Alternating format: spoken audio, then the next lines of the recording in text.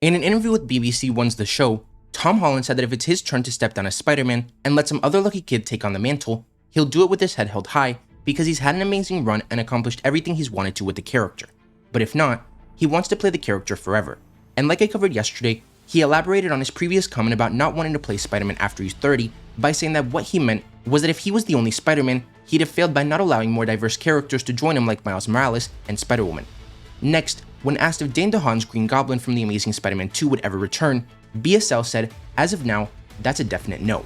And lastly, an article by Disney Latino offers fans an inside look at the upcoming Moon Knight show, saying Stephen Grant suffers from dissociative identity disorder, a psychological pathology he discovers after having flashes from another life. From there, the mercenary Marc Spector, a parallel identity in him, begins to manifest.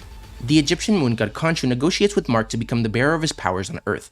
Spector, who in those circumstances was already a former military officer, former CIA agent, and still worked as a mercenary, is abandoned by his companions during a mission, and the Egyptian deity appears there to save his life. The report also details Moon Knight's skill set, including his Olympic-level athleticism capable of performing complex acrobatics, a talented combat strategist, and a great variety of weapons. Lastly, it mentions how the moon influences Moon Knight's powers, resistance, and reflexes depending on his phases.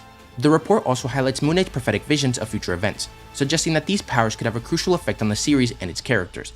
Something that's really interesting, but I covered in my Who is Moon Knight? Everything you need to know before the show video, is that originally in the comics, Moon Knight's powers were affected by the moon, making him his strongest on a full moon. However, that power was actually later removed from the comics, but this article seems to confirm that this moon-based power will make a return in the show. So let me know what you guys think about all this. Are you glad that Tom Holland will continue to play Spider-Man in the MCU? Would you ever like to see Dane DeHaan's Green Goblin return? And what do you think of the Moon Knight synopsis? If you enjoyed the video, don't forget to like, comment, subscribe, and turn on post notifications so you'll never miss another video.